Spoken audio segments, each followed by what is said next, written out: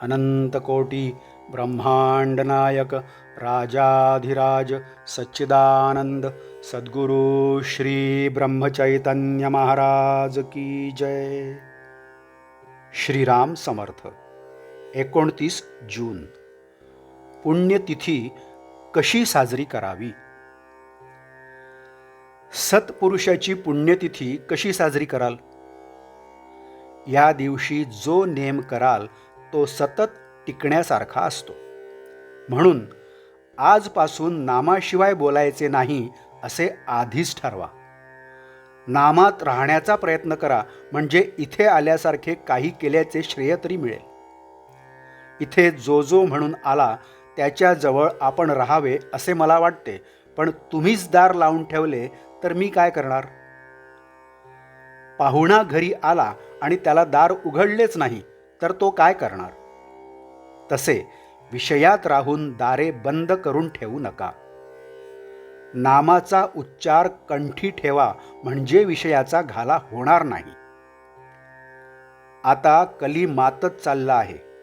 त्याचा घाला चुकवायचा असेल तर नामावर विश्वास ठेवा.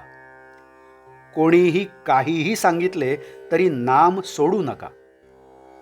जसे पाण्याचा मोठा लोंढा चालू झाला की एखाद्या स्थिर झाडाला दोराने बांधून ठेवलेली वस्तू वाहून जात नाही, तसे तुम्ही नामाची कास घट्ट धरलीत म्हणजे काळ काही करू शकणार नाही. समर्थांनी नामाच्या समासात सांगितले आहे तसे नाम हेच रूप असे समजून नाम घेत चला, म्हणजे रूप दिसेल. भगवंत हा आपल्या आतमध्ये प्रकट व्हायचा असल्यामुळे नामस्मरणाच्या योगाने तो हळूहळू प्रकट होत जाणे हेच खरे हिताचे आणि कायमचे असते. डोक्यावर हात ठेवून चमत्कार होणे, काहीतरी तेज दिसणे, दृष्टांत होणे इत्यादी गोष्टी तात्पुरत्या असतात. एखादा अशक्त हाडकुळा मनुष्य लठ्ठ होण्यासाठी अंगाला सूज येऊ दे असे म्हणाला तर ते वेड्यासारखे होईल. याच्या उलट त्याने नीट औषध घेतले तर तो कदाचित लठ्ठ होणार नाही, पण त्याचे शरीर मात्र घट्ट होईल.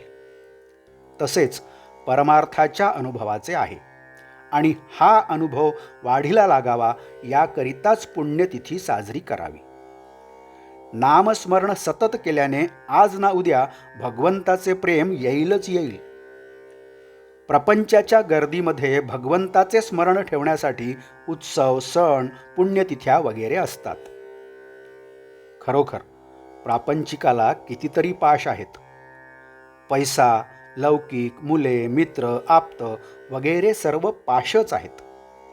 अशा अनेक पाशांमध्येही नाम आवडीने घेणे किती कठीण आहे. त्यामध्ये टिकणारा मनुष्य चांगला भक्कम असला पाहिजे.